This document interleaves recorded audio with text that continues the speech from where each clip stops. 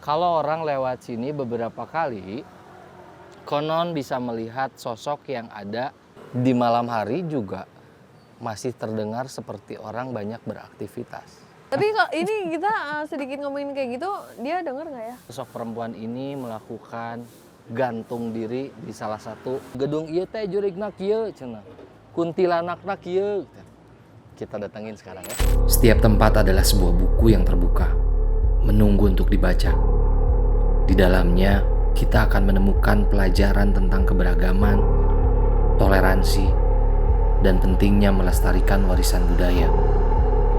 Dengan memahami cerita di balik setiap tempat, kita dapat membangun empati, menghargai perbedaan, dan menjadi manusia yang lebih baik.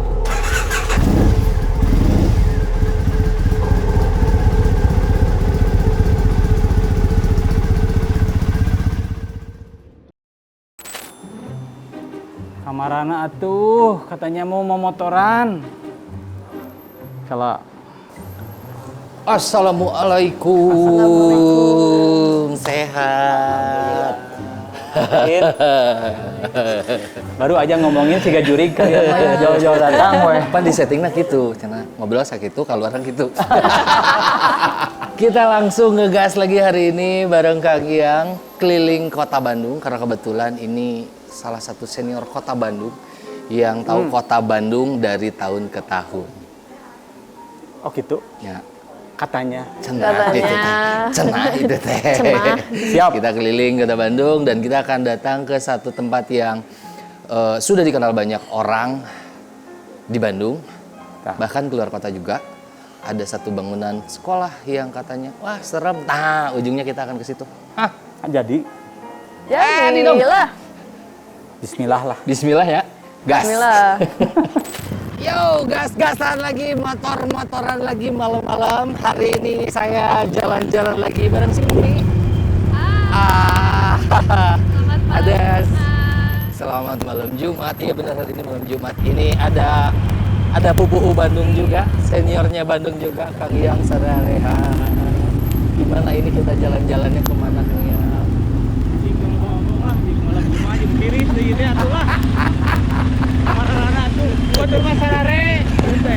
Iya beda nggak? Pemotoran sama senior dicarekan.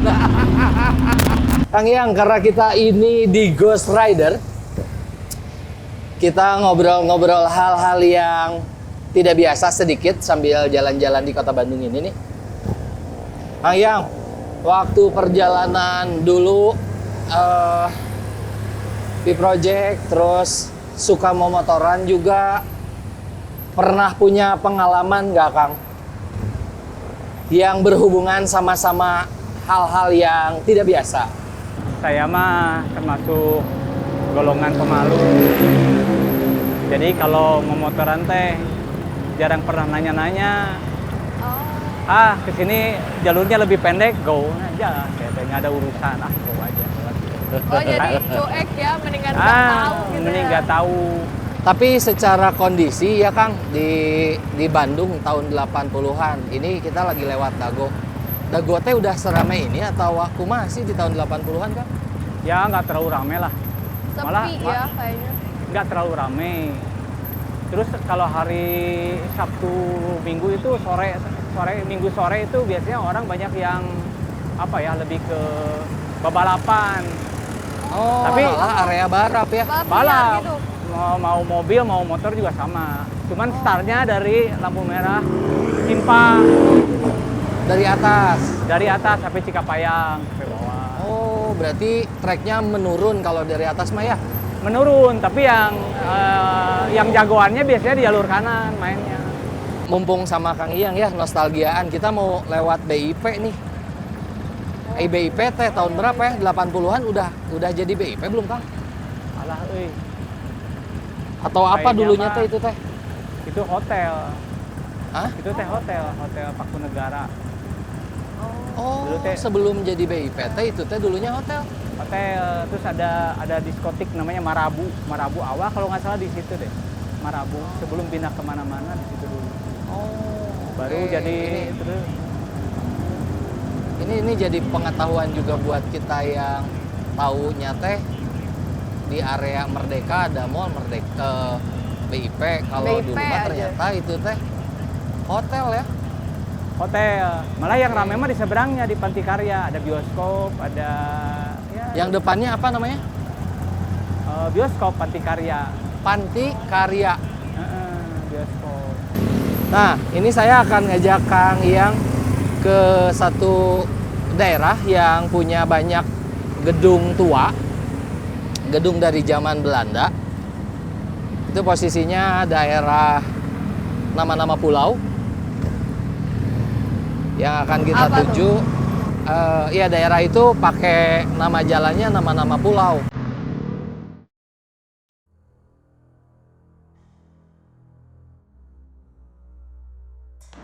Kang, ini yang saya sebutin tadi, kita akan ke daerah yang punya nama-nama dengan nama pulau yang ada di Indonesia. Ini salah satunya Jalan Jawa ya, masuknya. Di Jalan Jawa ini teh banyak pisan peninggalan zaman Belanda. Ya. Salah satunya yang di belakang ini ya. Salah satunya yang di belakang kita ini. Nggak tahu ya, karena area ini termasuk area militer atau gimana, sampai saat ini pun kalau masuk ke area ini jarang banget rame, iya nggak sih? Iya sih. Ayeuna itu teh. Sekarang itu teh yang dirasa ya sekieu we sepi itu.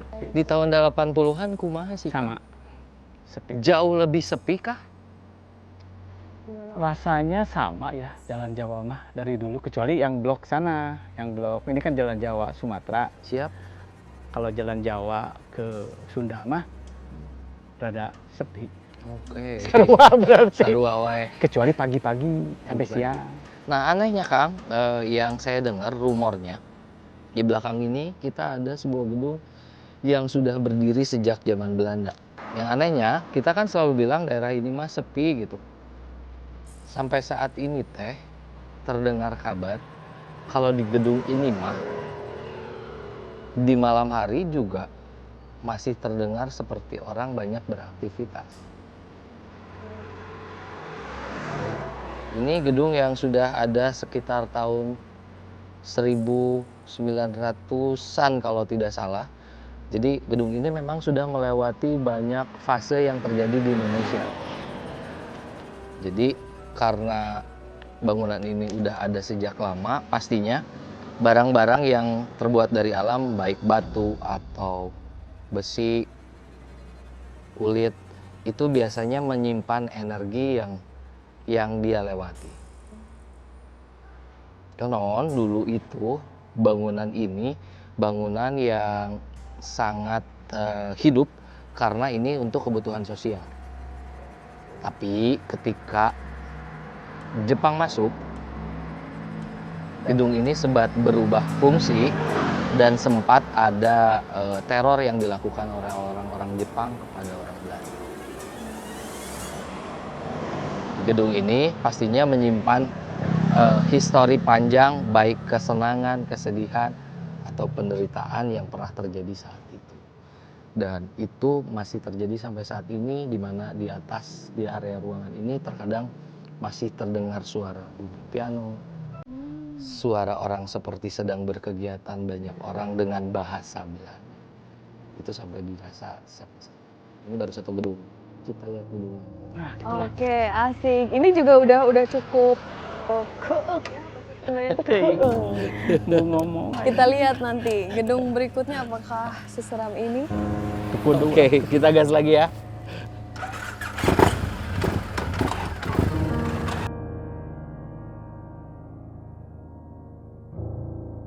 Kang, kita memasuki daerah yang sangat dikenal sampai seluruh dunia meren ya. Iyalah, tiap harinya ramai sama orang-orang dari luar ya. Bener, secara story scene si tempat ini termasyur ke seluruh dunia karena sempat menjadi apa namanya tempat untuk konferensi Asia Afrika di mana kepala negaranya datang banyak banget dan ini menjadi pemberitaan untuk seluruh dunia. Kita cari satu spot ya Kang Iyang ya. Kita ngobrolin gedung ini ya. Oke.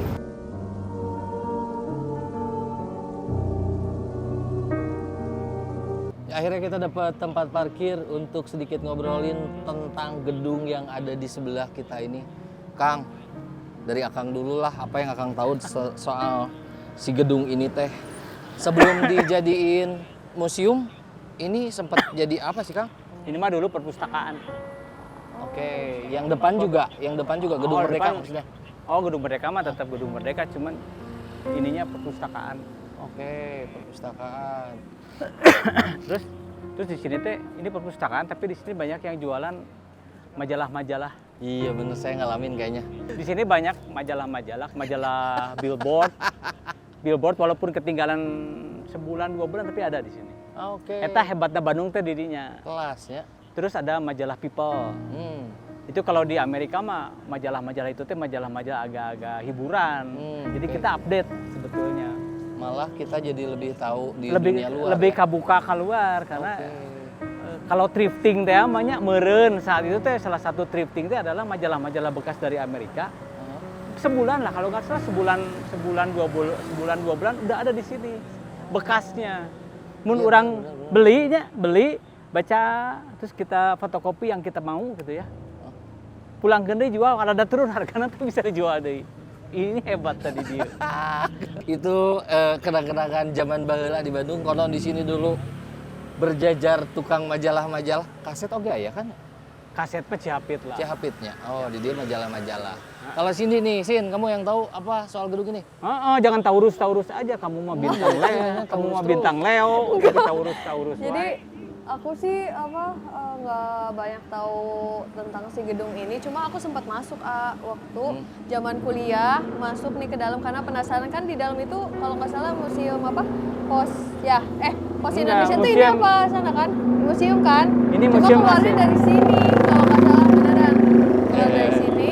Terus main-main aja sih cuma emang di dalamnya tuh cukup apa ya? Cukup dibilang mengerikan nggak terlalu tapi geem gitu loh. Jadi Orang anu eta mah. ente asli ya itu. Malahan tahun 70-an mah gedung Asia Afrikanya dipakai konser-konser. Sebetulnya digunakan konser. Iya. pakai konser. Kalau nyambung sama sejarah, sebetulnya di zaman Belanda ini teh disebutnya Gedung Concordia. Ya, Gedung Concordia ini tempat pertemuan orang-orang kaya Belanda sih zaman itu.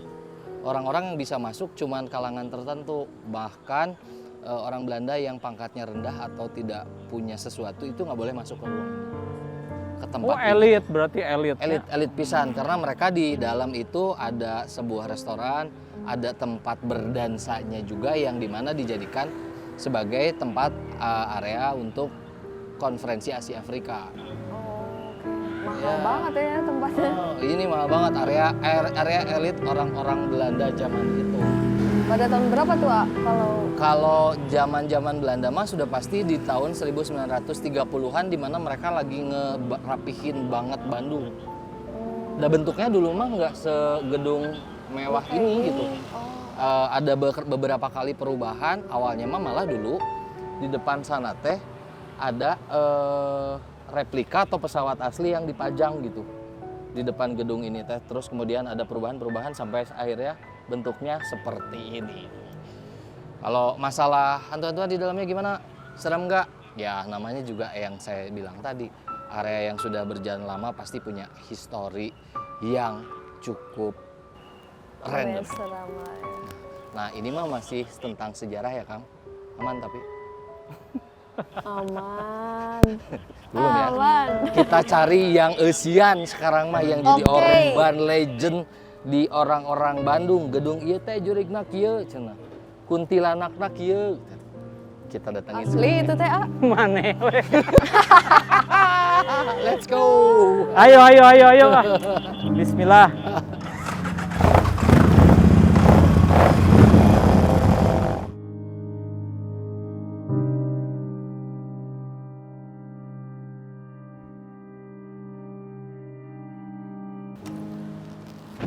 Ya, akhirnya kita sampai di tujuan terakhir kita.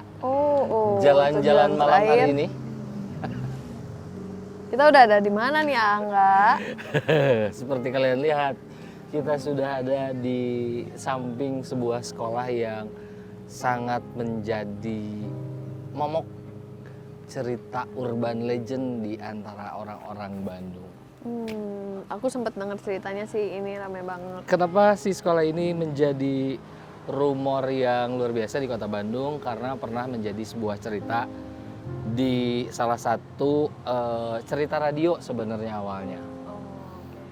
Ini jadi happening karena di cerita radio itu menceritakan kalau orang lewat sini beberapa kali, konon bisa melihat sosok yang ada di atas gedung atau jendela yang ada di sekolah ini. Oh, berarti di depan itu ya? Di depannya ya? Iya. Kalau ini kan kita posisinya Kita pasti di samping. Di samping.